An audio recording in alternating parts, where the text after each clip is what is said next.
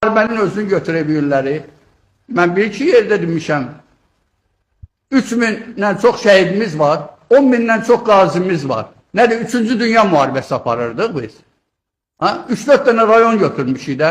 Bir dənə Əfqanistanda mən öz rotamdan gedib, rotanın o Zilonka deyirlər, o kəndi götürəndə bir əskərim öldü, 2 zabiti, 2 əskərim yaralandı. 3 gün mən izahat yazdım, 28 də oradan düşməndən ölüm var idi. Komandir divizya deyir ki, sənin bu kəndi götürməyinlə burada əskərin ölməli deyil. Hansı ki 28 nəfər. Hanımının sprosu bugünkü gündə niyə araşdırmırlar? Nə qədər o korpuslarda, briqadalarda bizim balalarımızı heç nədən qırdılar. Bəli, müharibənin şəhidi də olar, müharibənin qazisi də olar. Amma görün, bu vaxta qədər Lələtəpə hesabını götürün. Orada 100'e yaxın uşaqlar orada qırıldı. Spetsnazın uşaqları idi.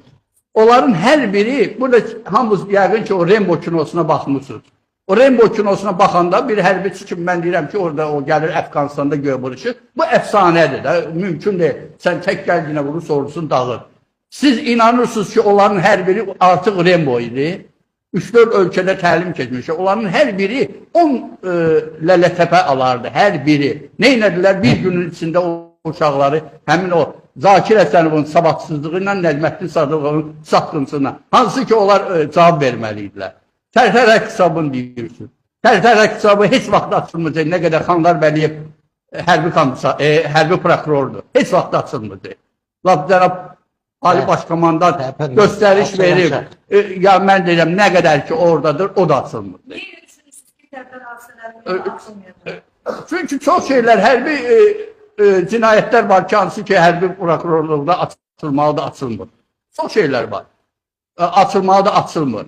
Və yaxud o, elə bilirsiniz, Polad Həşimovu elə belə götürdülər aradan.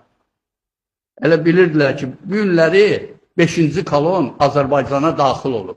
5-ci kolona hələ Zakir Həsənov kimi, Sahil Babayev kimi, Samir Şərifov kimlər lazımdır. Bu günləri hansı ki bunlar, bir dəfə Zakir Həsənov çıxaydı, deyirdi ki, ay Sahil Babayev, sən niyə bugünkü gündə mənim qazilərimi belənsə əziyyətə verdirirsən?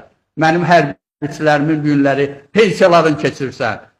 Hesablayın, adi bir dənə çavuş, hərbidə olan çavuş, bu günləri 300 manata yaxın pul almır. Həmçinin, məsələn, ehtiyatda olan, ya istir qulluqda olan, biz 500 manata qədər hələ mən almıram. Nədir? Cənab Prezidentin fərmanını verib 40-25%, Zakir Həsənovla Sahil Babayev, sonra Maliyyə Naziri öz daxili əmrindən fərmanı pozublar. Belə şey eşitmişsiniz. 40'ı 25-lə eləyiblər 25 ona. Ehtiyatda olanlara pensiya verməlilər, onu kesirlər. Faktiki bunlar artıq elə deyirlər ki, bu yerin böyüyü bizi heç kimi tanımırıq.